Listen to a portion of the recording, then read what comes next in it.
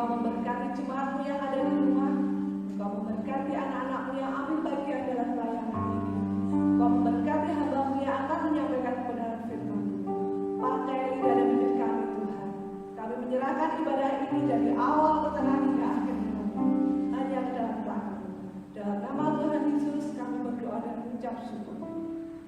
Kita akan tetap memuji nama Tuhan. Langit dan bumi puji lagi. Kita pujikan sambil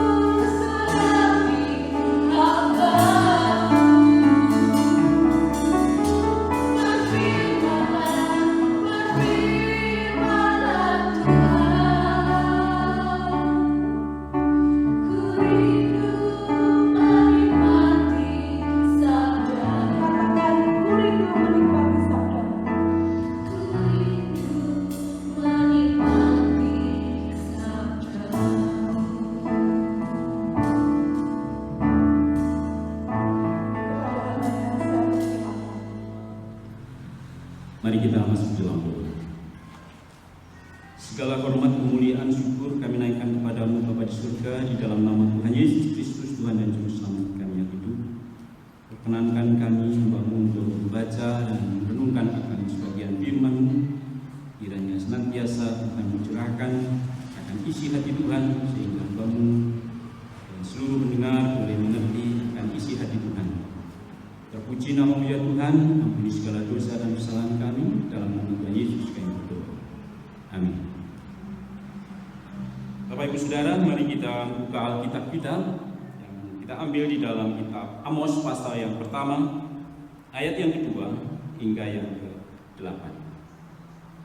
Saya akan bacakan untuk kita bersama. Hukuman atas bangsa-bangsa lain. Berkatalah ia, Tuhan mengaum dari Sion, dan dari Yerusalem ia mendengarkan suaranya. Keringan padang-padang penggembalaan, dan layulah puncak gunung Karmel. Beginilah firman Tuhan, karena 3 perbuatan jahat Damsyik, bahkan 4, aku tidak akan menarik kembali keputusanku. Oleh karena mereka telah mengirik Gilead dengan eretan pengirik dari besi. Aku akan melepas api ke dalam istana Hazer, sehingga Puri Ben-Hadad dimakan habis. Aku akan mematahkan palang pintu Damsyik dan melenyapkan penduduk dari Biket Awi, serta memegang tongkat kerajaan dari Bet Eden. Dan rakyat Aram harus pergi sebagai orang buangan ke Kir, firman Tuhan. Beginilah firman Tuhan, karena 3 perbuatan jahat Gaza, bahkan 4, aku tidak akan menarik kembali keputusanmu. Oleh karena mereka telah mengangkut ke dalam pembuangan suatu bangsa seluruhnya untuk diserahkan kepada Edom. Aku akan melepas api ke dalam tembok Gaza, sehingga purinya dimakan habis. Aku akan melenyapkan penduduk dari Asdod dan pemegang tongkat kerajaan dari Askelon. Aku akan mengacungkan tanganku melawan Ekron, sehingga binasalah sisa-sisa orang Filistin, firman Tuhan Allah. Yang berbahagia setiap kita yang boleh baca firman Tuhan, merenungkan dan melakukan dalam setiap kehidupan kita hari lepas hari. Firman Tuhan, pada hari ini saya berikan tema ibadah yang sejati. Saudara yang dikasihi oleh Tuhan, negara kita Indonesia dikenal sebagai negara yang religius,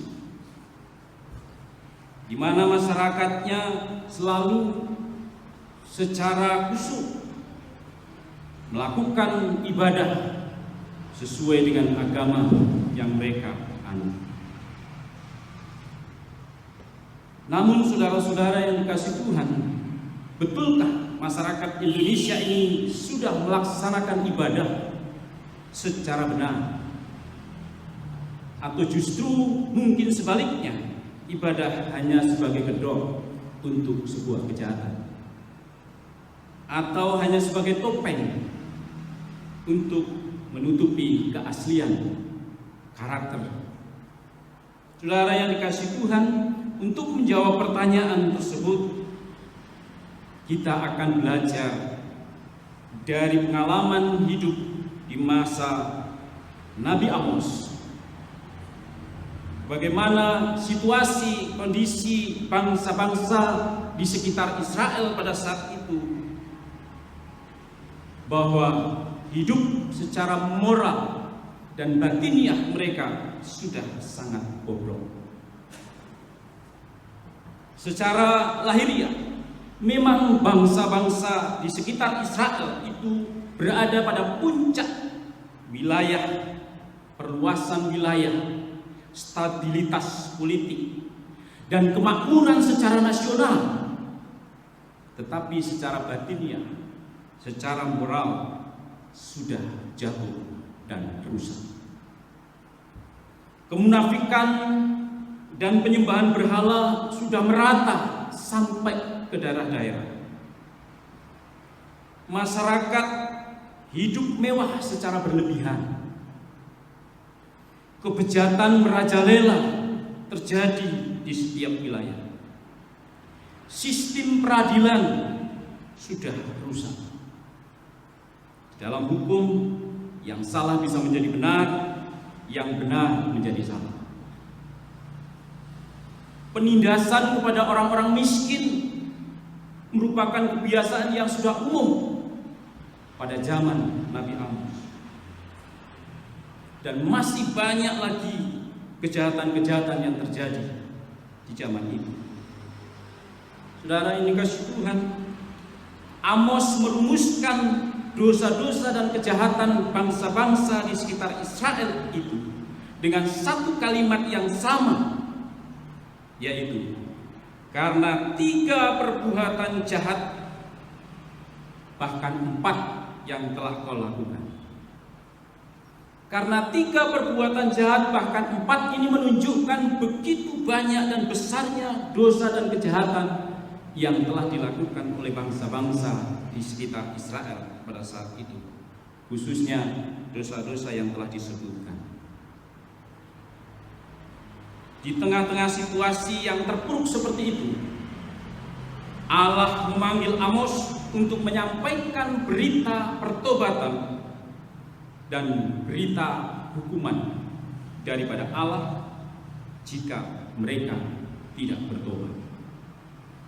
Saudara yang dikasihi Tuhan, Amos adalah nabi yang tinggal di Yehuda, di kerajaan Israel bagian selatan. Tetapi berita yang disampaikan adalah untuk kerajaan di bagian utara. Saudara, pada saat Amos mau menyampaikan nubuatan ini, Amos dipaksa untuk berhenti. Amos dipaksa untuk tidak menyampaikan nubuatan itu, sehingga Amos pulang dan di rumahnya dia menulis apa yang disampaikan oleh Tuhan kepadanya. Lalu dia menyampaikannya kepada Raja Yerobeam II, di mana di sana adalah pusat orang-orang yang beribadah dengan khusyuk. Amos adalah seorang awam yang saleh, yang takut akan Tuhan. Dia sebagai seorang gembala dan petani pohon ara. Nubuatan Amos ini terjadi setelah 30 tahun kemudian. Saudara yang dikasihi Tuhan, di dalam Perjanjian Baru, berita Amos ini tampak dengan jelas sekali dalam ajaran Yesus Kristus dan kitab Yakobus. Yesus dan Yakobus keduanya menerapkan berita Amos ini, bahwa ibadah yang sejati kepada Allah adalah bukan pelaksanaan formal dari tata cara ibadah agama, tetapi ibadah yang sejati adalah mendengar dan melakukan kehendak Allah, yang ditunjukkan di dalam perlakuan yang adil kepada sesama manusia, yang ditunjukkan dengan perlakuan yang benar terhadap sesamanya. Saudara yang dikasihi Tuhan, apa yang kita dapatkan dari peristiwa tersebut?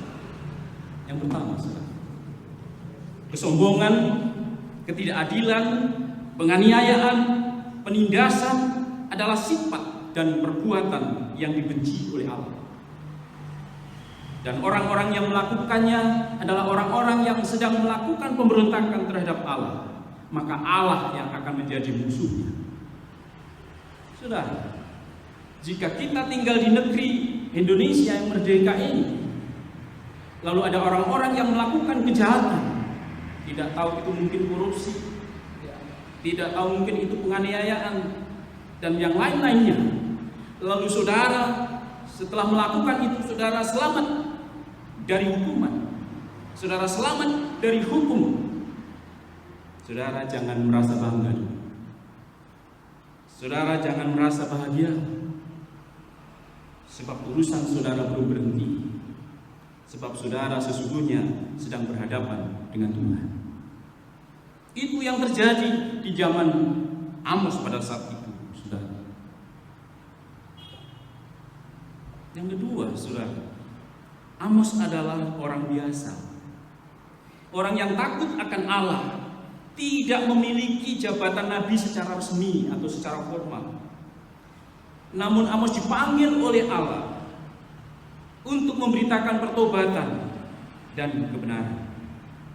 Demikian juga, saudara, Tuhan memanggil saudara dan saya di zaman yang profesionalisme ini untuk memberitakan pertobatan, memberitakan kebenaran, walau saudara tidak memiliki mandat kependetaan, mandat sebagai penginjil,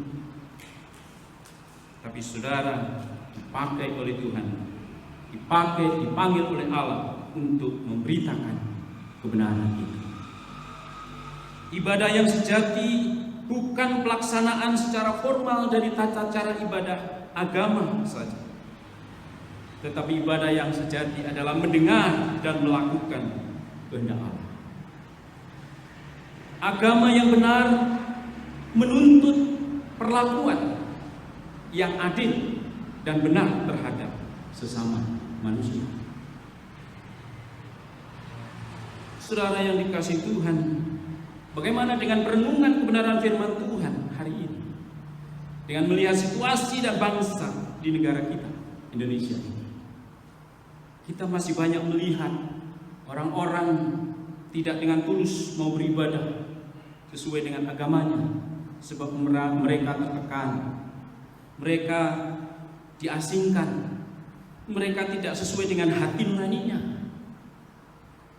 Mereka beribadah hanya karena sungkan dengan tetangga. Mereka beribadah dengan tidak bebas karena takut dengan ancaman. Saudara yang dikasihi Tuhan, itu terjadi pada zaman Amos tahun 8 sebelum Masehi. Mungkinkah pada zaman Amos ini terjadi di negeri kita? Pada zaman Amos, hakim berkompromi dengan pengacara untuk mencari kepentingan pribadi, untuk mencari keuntungan diri sendiri. Para hakim berkompromi dengan hamba Tuhan, dengan para imam, dengan para pengacara untuk mencari kepentingan pribadi, kepentingan dirinya sendiri. Bagaimana di tengah-tengah kehidupan di negara kita saat ini? Sekali lagi, saudara, kita dipanggil oleh Allah untuk menegakkan kebenaran, keadilan di tengah negeri ini. Kita akan berdoa kepada Tuhan supaya orang-orang yang melakukan kejahatan yang tidak bertanggung jawab ini diberikan kesempatan oleh Tuhan untuk bertobat. Sebab jika tidak, maka hukuman yang daripada Tuhan, seperti apa yang disampaikan oleh Nabi Amos, bakal terjadi. Di tengah-tengah situasi virus corona ini, tidak sedikit orang yang bertanya-tanya, mungkinkah ini karena dosa? Mungkinkah ini karena kejahatan? Bahkan orang berkata bahwa ini adalah sebuah hukuman. Karena itu, saudara yang dikasihi Tuhan, mungkin saudara sebagai jemaat biasa, saudara adalah orang yang percaya dan takut akan Tuhan. Saudara dipanggil untuk memberitakan kebenaran. Agama yang benar menuntut perilaku yang adil dan benar kepada sesamanya. Ibadah di gereja, ibadah di tempat-tempat ibadah, di rumah-rumah ibadah, bukan berarti tidak penting, saudara. Bukan berarti tidak perlu. Tetapi ibadah-ibadah yang dilakukan dengan khusyuk sekalipun, jika tidak disertai dengan perbuatan-perbuatan yang menunjukkan sifat adil dan penuh kasih kepada sesama, semuanya akan menjadi sia-sia. Itu hanya bagaikan topeng saja, saudara. Sebabnya ada banyak jemaat yang merindukan kita bisa beribadah bersama-sama, tetapi oleh karena situasi yang belum memungkinkan, Bapak Ibu jemaat belum bisa ibadah di rumah-rumah ibadah secara bersama-sama, tapi kita tidak terganggu, tidak terbatas oleh tempat-tempat ibadah secara khusus. Kita bisa beribadah di rumah bersama dengan keluarga, mungkin secara pribadi. Sebab ibadah yang sejati bukan sekedar secara formal mengikuti tata cara agama, tetapi perbuatan-perbuatan mendengar firman Tuhan dan melakukan di tengah-tengah komunitas, di tengah-tengah masyarakat. Itu sebabnya biarlah dengan kebenaran firman Tuhan ini, saudara, kita akan menjawab pertanyaan, sudahkah masyarakat Indonesia beribadah sesuai dengan agamanya dengan benar? Tuhan memberkati. Amin. Mari kita berdoa. Terima kasih Tuhan untuk kebenaran firman-Mu yang sudah kami renungkan hari ini. Kiranya akan membuat hidup kami lebih berkenan di dalam kami beribadah kepada Tuhan. Jika ada hal-hal yang tidak berkenan, menyimpang dari kehendak-Mu, berikan kesempatan untuk pertobatan, supaya setiap orang dengan melakukan ibadahnya disertai dengan memperlakukan sesamanya dengan adil dan benar. Terpuji nama-Mu Bapa. Dalam nama Tuhan Yesus kami berdoa. Amin. Kita akan mengakhiri ibadah kita. Baik, kita akan bangkit berdiri. Bapak Ibu yang ada di rumah yang mengikuti ibadah ini bisa ikut bangkit berdiri. Kita akan pujikan Bapa, terima kasih.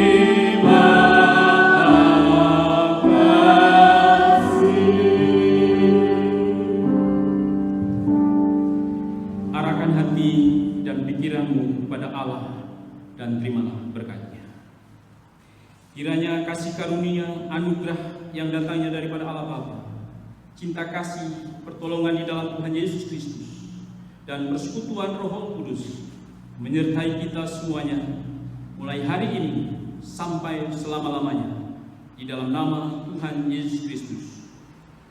Amin.